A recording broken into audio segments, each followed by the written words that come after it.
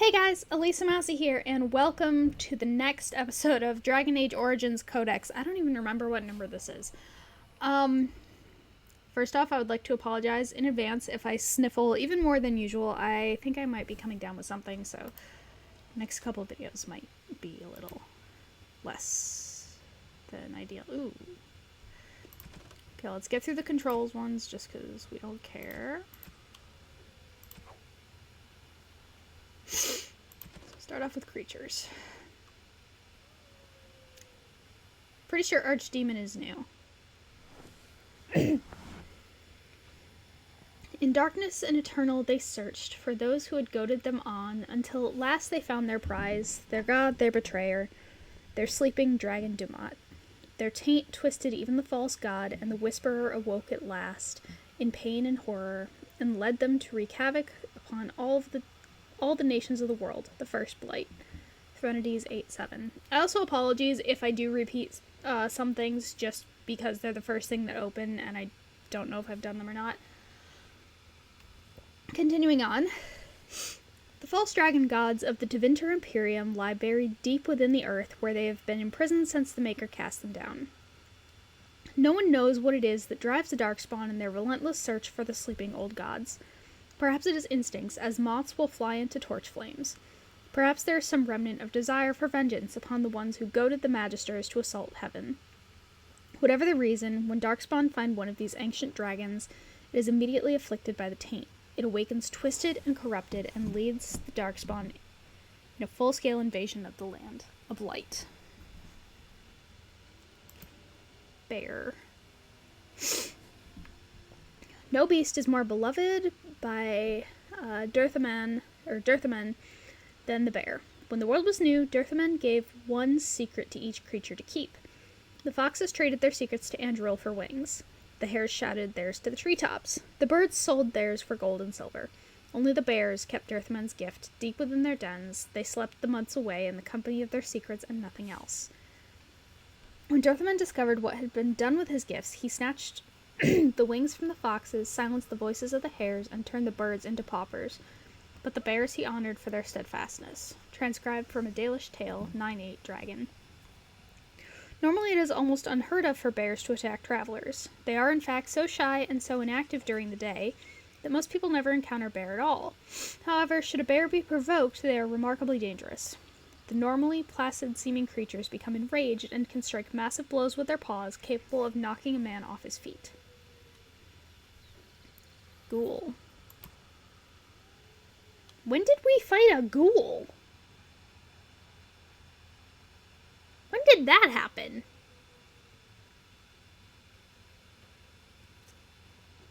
I don't remember this. What the blight does not destroy, it corrupts. Any creature infected with the Darkspawn taint that does not have the good fortune to die outright becomes a ghoul, a twisted shadow of itself. The name originally comes from men, whether human, dwarven, or elven, who became tainted, usually while being held as a captive food source for the Darkspawn. They would turn cannibal, preying on other captives, slave to the will of the archdemon, driven mad by pain. During a blight, the corruption of the Darkspawn spreads through the wilder areas of Thedas and infects the animals found there. This produces grotesque, enraged bears called Berserkarn. The spiky bears! The spiky bear that we found in the ruins! As well as blight wolves. Oh. That's how that came out, because one of the wolves that we fought was a blight wolf. That makes sense. Fortunately, ghouls rarely survive their corruption for long. I have a hunch that this is what happened to Tamlin. Of course. Because I've heard rumors, and I've seen mods of, like, extra cutscenes with Tamlin that aren't a part of the actual origin. So, sounds like we might run into him again. Werewolf. And Dane he stood his ground, the fanged beast approached. I don't know why I said fanged, that just seemed like it fit. He saw the rage within its eyes, the wolf that once was there. The sword he raised, merciful death be praised, to the maker went his prayer. From the popular telling of Dane and the Werewolf, a legend of Ferelden circa 450 Black. Ferelden lore is full of instances where these creatures have plagued the countryside. Wolves possessed by rage demons and transformed into humanoid monsters with incredible speed and strength, able to spread a curse to those they bit that would drive them mad with unthinking fury. When in this enraged state, a human host can likewise become possessed and be transformed into a feral wolf-like beast. Tales differ on these werewolves of human origin, some claiming that their transformation into a bestial form happens uncontrollably. Some claim the transformation is irreversible. As is often the case with demonic tales, both versions were most likely true at some point. The ability of normal dogs to detect a werewolf, even when it is in human guise, is what first led Fereldans to adopt dogs as indispensable companions in every farmhold. The alliance between humans and regular wolves is the subject of popular Ferelden folktale Dane and the Werewolf. The actual hero Dane led a crusade to eliminate the werewolf threat during the early Black Age, and while werewolves have never assumed the same prominence since, there have still been reports of individual packs lurking in remote forests. In recent years, some have even been reported to have developed an uncanny willpower and intelligence, though why this is so is still unknown. Okay. Magic and religion. I think Androl is a new thing. Like, I think this is a new one that we picked up. Hear me, sons and daughters of the people. I am sister of the moon, mother of hares, lady of the hunt, Androl. Remember my teachings. Remember the Vir Tanadal, the way of three trees that I have given you. Virasan, the way of the arrow. Be swift and silent. Strike true. Do not waver. And let not your prey suffer. That is my way. Vir Borasan, the way of the bow. As the sapling bends, so must you. In yielding, find resilience. In pliancy, find strength. That is my way. Viradalan, the way of the wood. Receive the gifts of the hunt with mindfulness. Respect the sacrifice of my children. Know that your passing shall nourish them in turn. That is my way. Remember the ways of the hunter, and I shall be with you. From the Charge of Androl, Goddess of the Hunt. Okay, we'll finish the religion stuff, and then I want to jump down to quest related just to make sure that we don't miss anything important, because we're only 8 minutes in now, but I don't know how much stuff there is, so I might not finish everything that is new. Oh, excuse me again. Why does this doesn't happen off camera, but it's like as soon as I sit down, and it's usually Dragon Age. I don't know why Dragon Age does this to me. I apologize. Durthaman, Keeper of Secrets. The twins Falandin and Durthaman are the eldest children of Elgarnon the Allfather and Mythal the Protector.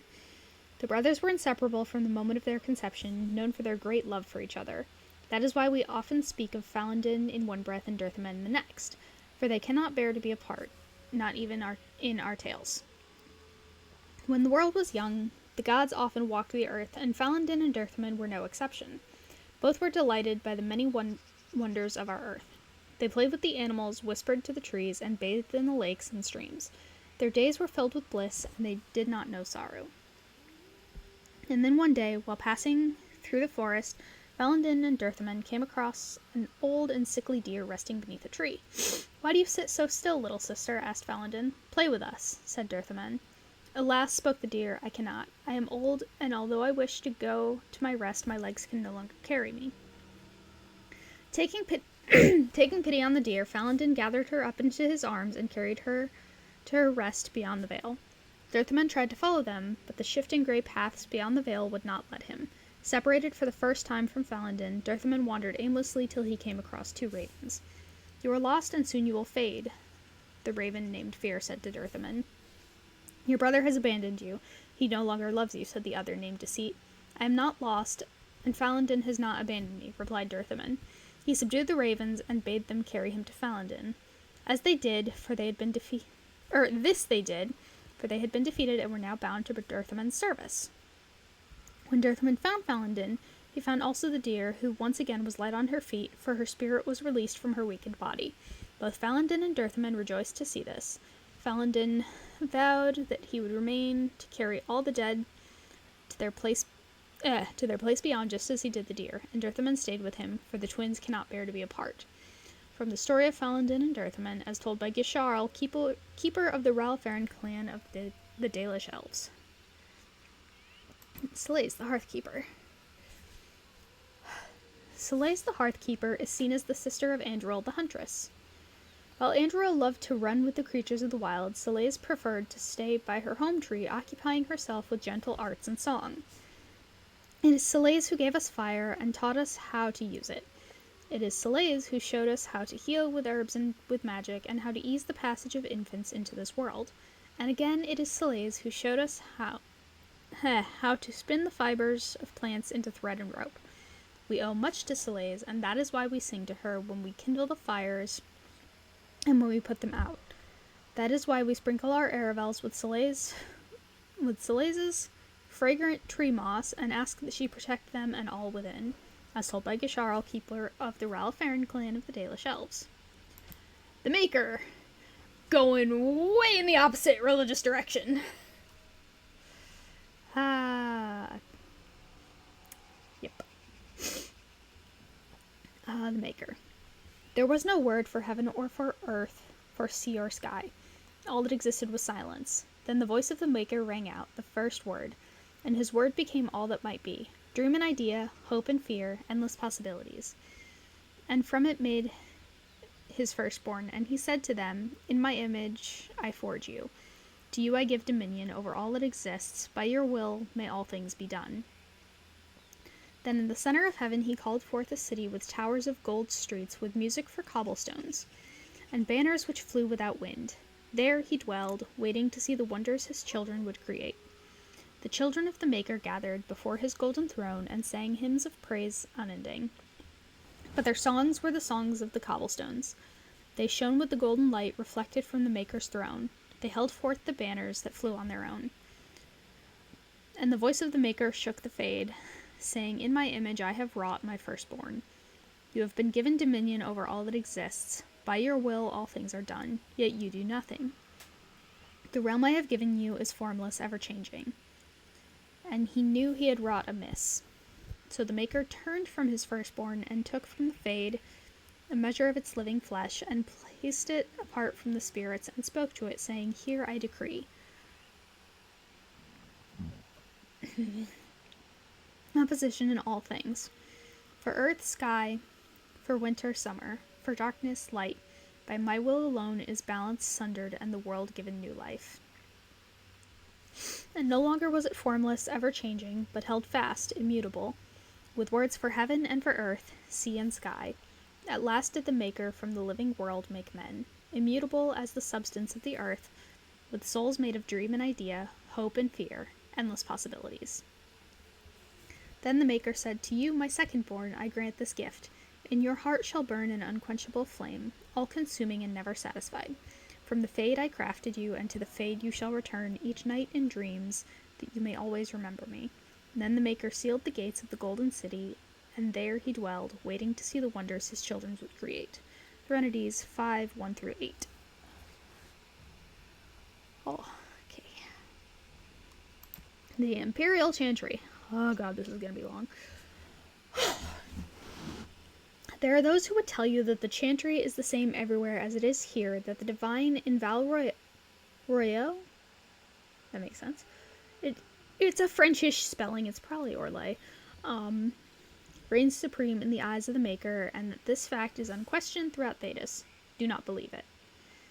Why do you have to be such a big paragraph? Christ.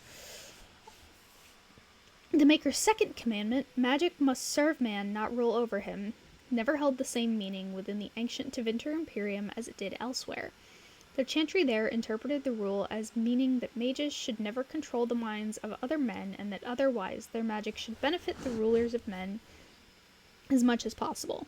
When the clerics of Tevinter altered the chant of light to reflect this interpretation of the commandment, the divine in Val Royeaux ordered the clerics to revert to the original chant.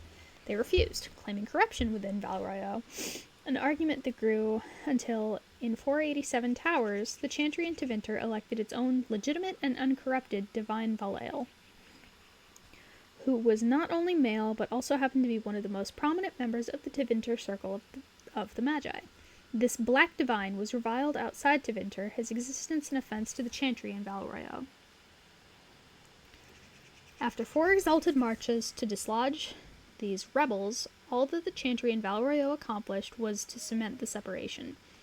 While most aspects of the imperial chantry's teachings are the same, prohibitions against magic have been weakened, and male priests have become more prevalent.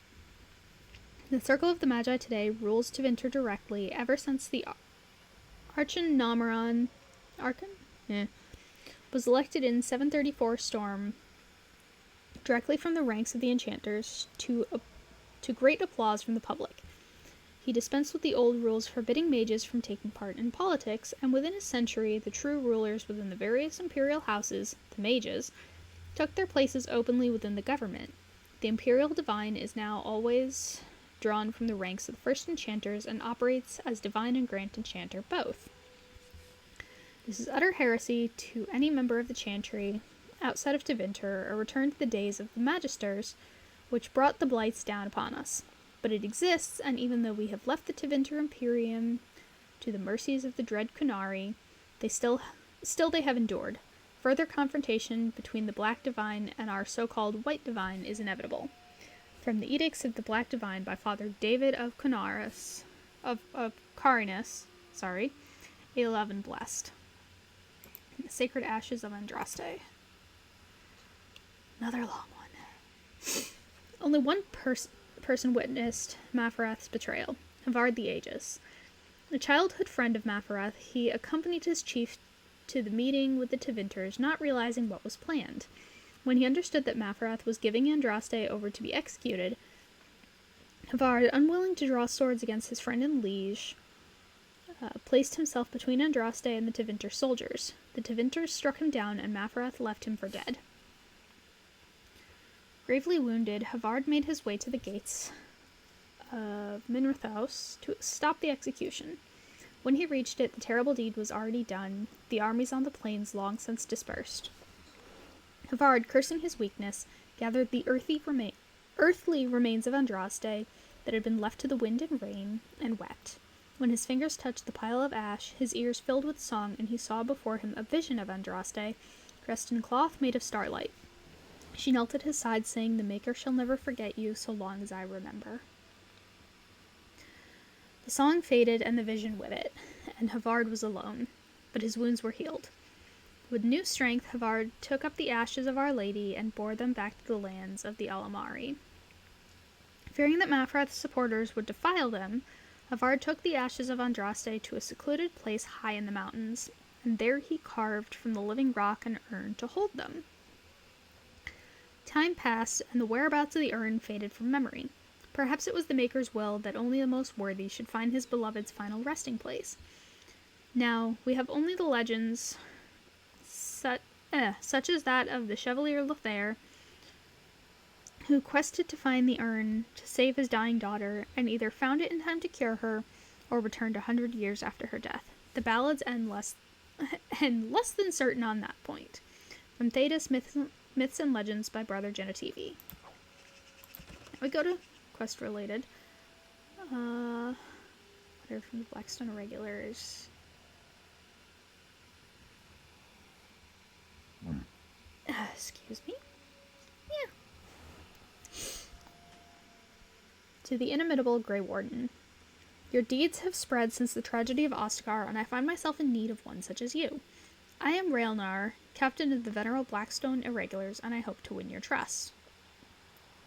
The Irregulars have come on hard times since the war with Orlais, but I have fought to improve their reputation. Gone are the days of my father's shady deals with unscrupulous nobles in Denerim. No, I have trained a guild filled with honorable men ready to fight for Ferelden, and I am proud to say that I have seen your own Grey Wardens as a sort of model. We are not perfect. My own son advocates a move back to the more lucrative way my father ran the guild, but we are steadfast. It is in this context that I ask for your help, and I promise we will reward you accordingly. Should you be willing, please find letters in this box and others like it all over the land, and carry out the requests therein. For this matter, consider requests from my son as if they came from myself. And thank you again from the bottom of my heart, whether you choose to assist us or not.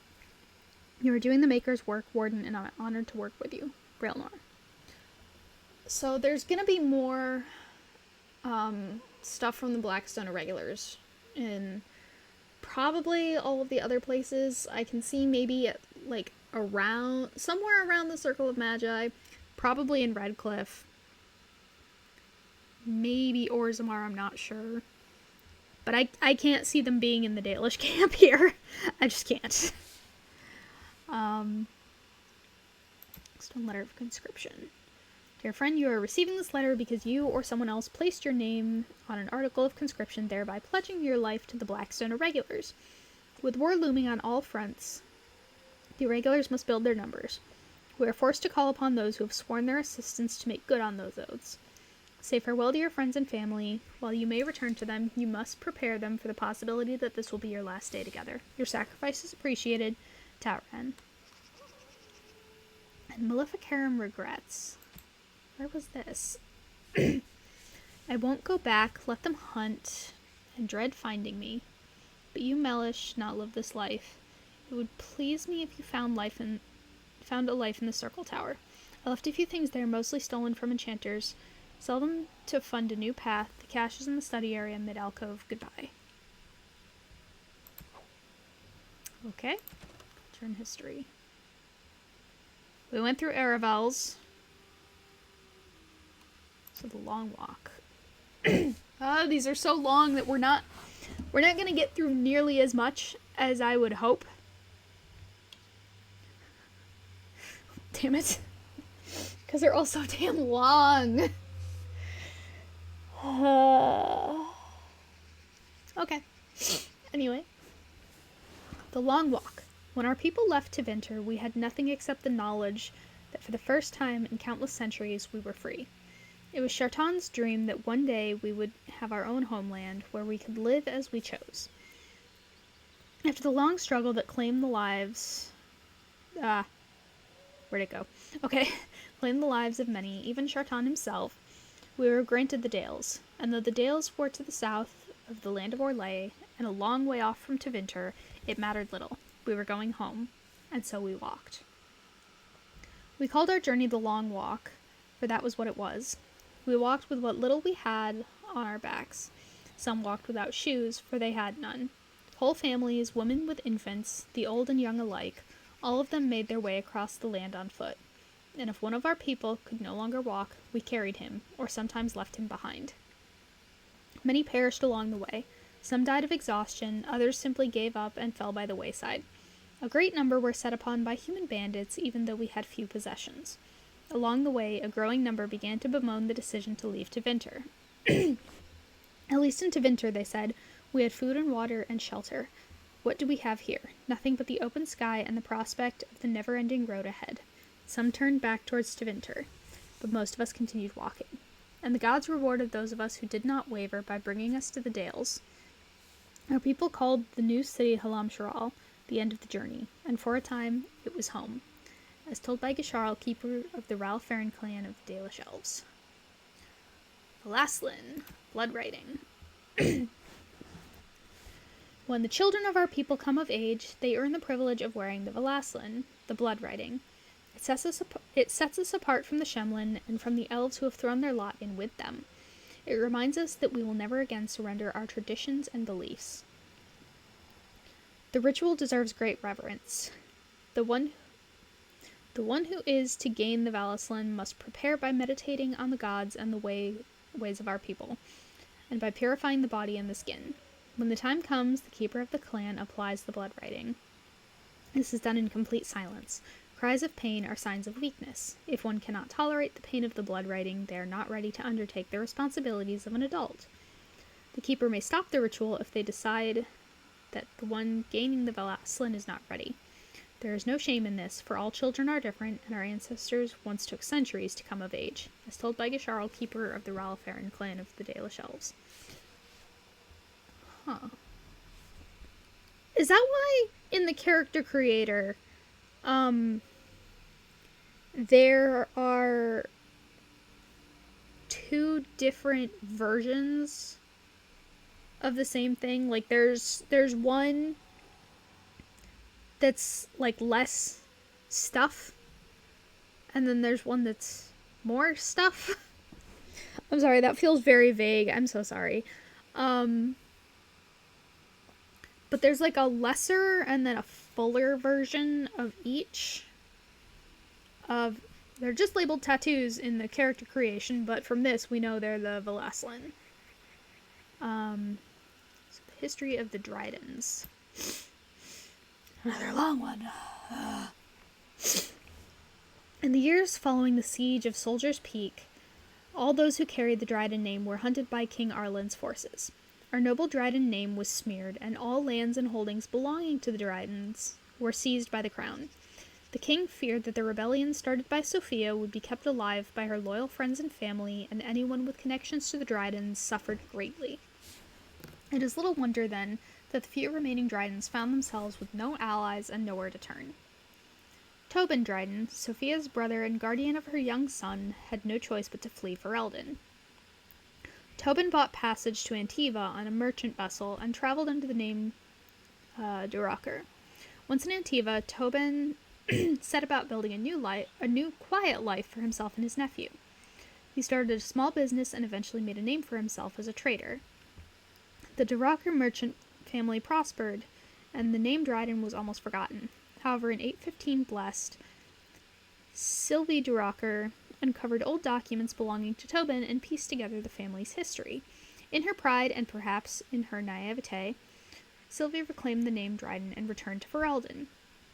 King Arlen lies dead, and the Dryden name lives on. Our family has survived, even thrived, since the death of Sophia Dryden. The nobles of Ferelden may still spit on the Dryden name, but we Drydens know that Sophia Dryden was greater than them, almost a queen, and a hero of the people of Ferelden. From the personal files of Levi. That was how he said it, right? Levi, not Levi? No. Dryden, merchant. The guy in camp. My throat is starting to go a little bit. We'll go through the characters. Okay, so nothing new for Alistair. Arl Eamon. So we have something new. He fell ill with a mysterious condition that even magic could not treat. Okay. Morgan, we have more here.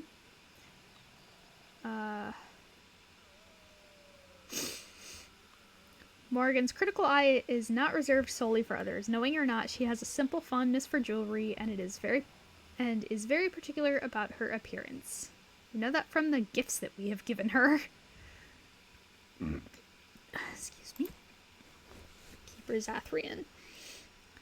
In Arlathan, it is common for all the Harren to hold a private council while their respective clans are still settling in. These meetings inevitably last well into the next day and end with furious shouting, such that many say that the true reason the clans all go their separate ways is that no two Harren can stand each other.